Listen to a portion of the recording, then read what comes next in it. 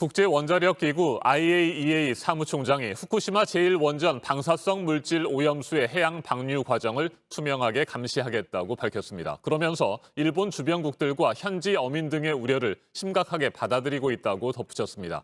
지난 13일 일본 정부가 해양 방류 계획을 최종 확정한 직후 IAEA가 환영의 입장을 밝힌 데 대한 한국과 중국의 부정적인 분위기를 의식한 발언으로 해석됩니다. 유엔 인권 전문가들은 일본의 해양 방류 결정에 우려를 나타내면서 실망스럽다고 밝혔고 중국과 북한은 방류 계획 철회를 강력히 촉구했습니다. 박지훈 기자입니다. 라파엘 그로시 국제원자력기구 사무총장이 현지 시간 14일 중국 국영 CCTV와의 인터뷰에서 일본 주변국의 우려를 잘 알고 있다고 말했습니다. We all know what is there. We all know the amount of the water. 그러면서 생태계를 해치지 않도록 일본과 협력해 해양 방류 과정을 투명하게 감시하겠다고 강조했습니다. Will take place and will be organized before, during, and after the controlled release of treated water into the ocean. 하지만 그로시 사무총장은 오염수 대신 일본 정부가 주장하는 처리수라는 용어를 사용했습니다. 앞서 지난 13일 일본이 원전 오염수 방류 결정을 발표했을 때도 국제 관행이라며 환영한다는 입장을 밝힌 바 있습니다. 이런 가운데 유엔 인권 전문가들은 일본의 결정이 태평양 지역 수백만 명의 생명과 생계에 영향을 미칠 수 있다며 이들의 인권 향유에 위험을 초래한다는 성명을 발표했습니다. 같은 날 중국 정부는 주중 일본 대사를 조치해 오염수 방류는 현대 문명 국가의 행동이 아니라며 항의했습니다. 북한도 관영 매체를 통해 처음 입장을 밝혔습니다. 조선중앙통신은 일본이 인류에게 새로운 대재난을 몰아오고 있다면서 해양 방류 결정을 당장 처리하라고 촉구했습니다. JTBC 박지윤입니다. 이 같은 국제사회의 반발과 우려에도 불구하고 일본 스가 정권은 계속해서 눈과 귀를 닫고 있습니다. 해양 방류에 반대하는 일본 시민들의 움직임이 거세지고 있고 후쿠시마 현 지사는 오염수 처리 과정의 투명성 확보를 촉구하고 있지만 아랑곳하지 않고 있습니다. 전 세계 해양 생태계 등을 위협하는 방사성 물질 오염수 방류 계획을 밀어붙이고 있습니다. 집권 자민당 소속의 의원은 문재인 대통령을 향해 막말까지 쏟아냈습니다. 도쿄에서 윤서령 특파원이 보도합니다. 일본 정부는 후쿠시마 오염수 해양 방출 결정을 번복하지 않겠다는 점을 재확인했습니다. 한국과 중국의 반발은 다양한 의견으로 치부했습니다. 様々なご意見があると思いますが、透明性のあるまた科学的な根拠に基づく説明をしっかり行っていく必要があると思います。 집권 자민당 소속 한 의원은 전날 국제해양법재판소 제소 검토를 지시한 문재인 대통령을 향해 허세라고 비꼬았습니다. 한국의 삼중 수소 배출량이 일본보다 많다는 게 드러날 것이라며 오히려 문 대통령이 망신을 당할 것이라고 비아냥거린 겁니다. 하지만 일본 정부는 국내외 반발이 예상했던 것보다 강하다고 인식하고 있는 것으로 알려졌습니다. 특히 일본 정부가 더 크게 염려하는 건 국내 반발입니다. 오염수를 마실 수 있냐는 질문을 받은 가토 관방장관은 즉답을 피했습니다. 今飲まないということをおっしゃったということでありますが、その行為自体によって安全性が証明されるわけではないということはご承知のところだ。 도쿄의 한 소식통은 안전하다는 것과 안심할 수 있다는 건 별개라는 걸 정부가 간과하고 있다고 꼬집었습니다. 이런 가운데 일본 부흥청은 방사성 물질인 삼중수소를 귀엽게 묘사한 캐릭터를 더 이상 사용하지 않겠다고 했습니다. 국내외 반발과 비난을 다스리며 계획을 밀고 나가겠다는 취지입니다. 도쿄에서 JTBC 윤서령입니다. 존슨앤드존슨에서 생산하는 얀센 백신의 미국 내 사용 중단 조치가 이어지고 있습니다. 어제 이 시간에 전해드린 것처럼 미 보건당국은 얀센 백신 안전성에 관한 결정도 보류했습니다. 이 같은 상황에서 앤서니 파우치 미국 국립알레르기 전염병 연구소장은 백신 사용 중단이 임시 조치일 뿐 취소가 아니라고 밝혔습니다. 짧게는 며칠, 길어도 수주 안에 접종이 재개될 수 있음을 시사했습니다. 워싱턴에서 임종주 특파원이 소식 전해왔습니다. 미국 국립 알레르기 감염병 연구소장이자 백악관 의료 고문인 파우치 박사는 얀센 백신 접종은 취소된 게 아니라고 밝혔습니다. 보건당국의 사용 중단 권고는 안전을 위한 임시 조치일 뿐이라는 것입니다. Safety is a primary consideration when it comes to the FDA and the CDC. That's why it was done, and that's why it's a pause. It isn't a cancellation, it's a pause. 접종 중단 상황도 그리 오래가지 않을 것으로 전망했습니다. 짧게는 며칠, 길어도 몇 주면 될 것이라고 말했습니다. 또 얀센 백신 접종자 6명에게서 나타난 혈전 부작용은 극히 드문 사례라는 점을 거듭 강조했습니다. 이번 사안이 백신에 대한 불신으로 번져서는 안 된다는 취지입니다. If there is a concern about a hesitancy out there, the fact that this was done would, in my mind, underscore and confirm how seriously we take safety.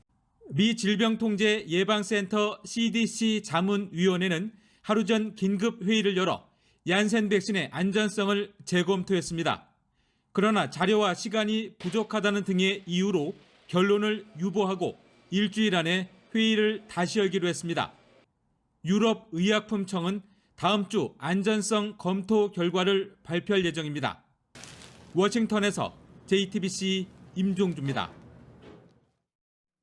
얀센 백신의 접종을 중단하는 상황이 그리 오래가지 않을 것이라는 앤서니 파우치 미국 백악관 의료 고문의 발언이 있었지만 코로나19 백신 수급에 대한 세계 각국의 위기감은 여전합니다. 우리 정부도 아직까지 뾰족한 대책을 내놓지 못하고 있습니다. 어제는 오는 8월부터 국내에서도 백신이 대량으로 위탁 생산될 것이라고 발표했습니다. 그런데 어떤 백신을 무슨 업체가 맡아서 생산하게 되는지 밝히지 않았습니다. 일단 급한 불부터 끄겠다는 의도로 확정되지 않은 계획을 서둘러 발표한 것으로 보입니다. 오늘 0시 기준 국내 코로나19 신규 확진자 수는 사흘째 700명 안팎에 이를 것으로 보입니다. 어젯밤 9시까지 628명이 새롭게 확진 판정을 받았습니다. 이한주 기자입니다. 정부는 8월부터 국내에서 코로나19 백신이 대량 생산된다고 했습니다. 국내 제약사 한 곳이 해외 백신을 위탁 생산하는 방식입니다. 그러면서 11월 집단 면역 확보는 차질 없게 할 것이라고도 했습니다. 하지만 무슨 백신을 어떤 기업이 생산하는지는 밝히지 않았습니다. 백신이 부족하다는 지적이 잇따르자 급한 불을 끄겠다며 발표만 먼저 한 겁니다. 정부는 고비 때마다 문제 없다는 말을 되풀이했습니다. 백신 회사에서 먼저 계약을 맺자는 재촉을 받고 있다고 했고 우리와 빨리 계약을 맺자고 오히려 그쪽에서 재촉을 하고 있는 그런 상황입니다. 세계 각국이 백신 확보 전쟁에 나선 상황에서도 여유를 부렸습니다. 다 계획이 있었습니다. 대한민국은 비교적 백신 접종을 일찍 마치는 나라가 될 것이다. 하지만 이제는 백신을 더 사고 싶어도 살 수 없습니다. 화이자와 모더나 백신은 미국을 포함한 세계 각국에서 입도 선매에 나서면서 씨가 말랐습니다. 스테판 방셀 모더나 CEO는 앞으로 몇 달간 백신 생산을 늘리기는 어렵다고 말했습니다. 정부는 희귀혈전 문제가 불거진 아스트라제네카와 얀센 백신 도입 일정은 변화가 없다고 밝혔습니다. 미국 등에서 나오는 결론을 지켜보고 우리도 검토를 해봐야 하지만 도입을 미루면 다른 대안이 없는 것도 사실입니다. 다만 백신 수급 불안정을 고려해 러시아 백신을 포함한 여러 백신의 추가 구매는 검토하겠다고 했습니다. JTBC 이한주입니다. 문재인 대통령과 조 바이든 미국 대통령이 다음 달 하순 워싱턴 DC에서 첫 번째 정상회담을 갖습니다. 청와대가 밤사이 밝혔고 백악관도 5월 하순 두 정상의 첫 만남 계획을 공식 발표했습니다. 그런데 이에 앞서 일본 스가 총리는 우리 시간으로 내일 새벽 워싱턴에서 바이든 대통령을 한 달가량 먼저 만납니다. 한반도 비핵화와 한일 관계, 그리고 미중 갈등과 후쿠시마 제1원전, 오염수 해양 방류 등을 둘러싸고 한미일 3국의 외교전이 치열하게 펼쳐질 전망입니다. 김필중 기자가 보도합니다. 문재인 대통령과 조 바이든 미국 대통령이 미국 워싱턴 DC에서 만나기로 했습니다. 오는 5월 하순 첫 정상회담을 가지는 건데 바이든 대통령이 취임한 지 약 4개월여 만입니다. 강민석 청와대 대변인은 문 대통령의 방미 관련 상세 일정에 대해서는 한미 간 계속 조율 중이라고 밝혔습니다. 두 정상은 한반도 비핵화는 물론 한일 관계 개선 등 각종 현안에 대해 이야기를 나눌 것으로 보입니다. 백악관도 정상회담 개최 사실을 확인했습니다. 젠사키 백악관 대변인은 두 정상이 다음 달 만나 철통 같은 한미 동맹과 양국 국민 사이의 오랜 유대와 우정을 강조할 것이라고 말했습니다. 한반도 비핵화 문제와 한일 관계는 우리 시간으로 내일 새벽에 열릴 미일 정상회담에서도 다뤄질 것으로 보입니다. 그동안 스가 요시히데 일본 총리는 외교와 안보에 있어 미일 동맹의 중요성을 수차례 강조해왔습니다. 백악관도 미일 정상회담에서 안보가 중요한 이슈라고 밝힌 바 있습니다. 따라서 미중 갈등이 깊어지는 가운데 대북 정책과 관련한 한미일 3국의 대북 공조를 재확인할 가능성이 있습니다. 또 후쿠시마 원전 오염수 방류와 관련해 바이든 대통령의 의견 표명이 있을지도 관심입니다. 이런 가운데 이달 하순 미국에서 개최될 예정이었던 한미일 외교부 장관 회의가 연기됐다고 교도통신이 보도했습니다. 후쿠시마 오염수 방류 등의 문제로 한일 관계가 악화한 게 영향을 끼쳤다는 겁니다. 안보의 차원에서 한미일 공조가 필요한 가운데 일본의 후쿠시마 방류라는 변수를 새 정상이 어떻게 풀어나갈지 관심이 쏠리고 있습니다. JTBC 김필준입니다. 총리 교체와 함께 4-5곳 부처의 장관을 바꾸고 청와대 참모진도 일부 교체를 하는 인적 쇄신안이 오늘 나올 것으로 보입니다. 정세균 총리 사퇴와 맞물려서 이루어지는 인사인데요. 오늘 민주당 새 원내대표도 선출이 되고 당정청 차원의 쇄신 의지에 어떤 평가가 나올지 관심입니다. 박민규 기자입니다. 문재인 대통령이 임기 내 사실상 마지막 개각을 단행합니다. 정세균 총리는 대선 출마를 위해 그동안 물러날 뜻을 밝혀왔습니다. 그 후임으로 김부겸 전 행정안전부 장관이 거론됩니다. 4선 의원, 영남 출신으로 개각 때마다 총리 하마평에 올라왔습니다. 여성 총리를 발탁할 수도 있는데 이 경우 유은혜 사회부총리 겸 교육부 장관이 후보로 꼽힙니다. 문 대통령이 내각의 여성 비율 30%를 약속하고 직접 챙겨왔다는 점에서도 주목됩니다. 하지만 문 대통령이 막판까지 고심을 거듭하고 있는 것으로 알려져 제3의 인물을 파격 발탁할 가능성도 있습니다. 홍남기 경제부총리는 총리 권한대행을 맡아 다음 주 대정부 질문 등 일정을 소화한 뒤 순차적으로 교체될 전망입니다. 후임으로는 구윤철 총리실 국무조정실장과 은성수 금융위원장 등 경제관료가 거론됩니다. 개각 대상은 이미 문 대통령이 사의를 받은 변창흠 국토교통부 장관을 포함해 2년 안팎 근무한 장수 장관 중심입니다. 많게는 7개 부처까지 가능합니다. 이 가운데 해양수산부 장관에는 더불어민주당 전재수 의원이 유력합니다. 청와대는 개각과 함께 참모진도 일부 교체할 예정입니다. 이철희 전 민주당 의원을 정무수석에 지명하고 윤창렬 사회수석과 일부 비서관 등을 바꿀 가능성이 있습니다. JTBC 박민규입니다. 야권 움직임도 이어서 보면 윤석열 전 검찰총장이 정치권으로 들어오는 순간이 다가올수록 야권의 분열은 더 심해질 거라는 전망인데요. 당을 떠난 뒤에 국민의힘에 대한 거친 말을 쏟아내고 있는 김종인 전 비상대책위원장과 이를 견제하고 있는 국민의힘 사이에 신경전이 팽팽합니다. 이 소식은 최승기 기자가 전합니다. 감사 배를 드립니다. 2021년 4월 8일 국민의힘 당원 입도. 이 분위기가 일주일 만에 180도 바뀌었습니다. 국민의힘을 떠난 김종인 전 비대위원장이 당을 아사리판이라고 비판하면서입니다. 아사리판은 아수라장과 비슷한 뜻의 속어입니다. 여기에 발끈한 국민의힘 중진들이 잇따라 견제에 나서고 있는 겁니다. 장제원 의원이 나섰는데 구악, 희대의 거간 정치인, 노역에 찬 정치기술자 등 거친 표현을 쏟아냈습니다. 그러면서 김 전 위원장의 독설이 국민의힘을 향한 함정이라고도 주장했습니다. 그 밖에서 김종인 위원장이 이렇게 탐욕에 가득 차가지고 흔드는 게 나는 이 함정에 빠진다고 생각을 해요. 새로운 정치 세력을 만들고 윤석열 전 검찰총장을 영입하기 위해 욕심을 부린다는 겁니다.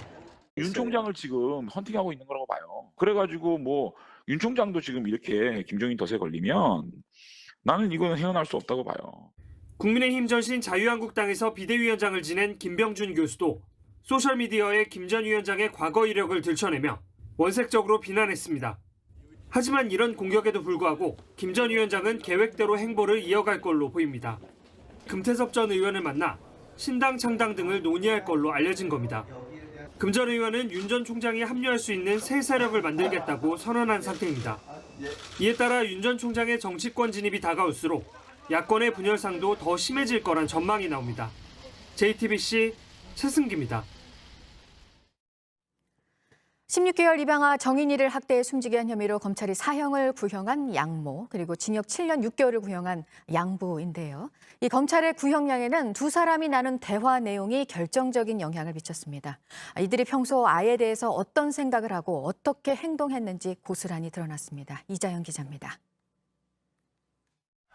검찰이 사형을 구형한 데는 양부모가 삭제한 카카오톡 대화 414건이 결정적이었습니다.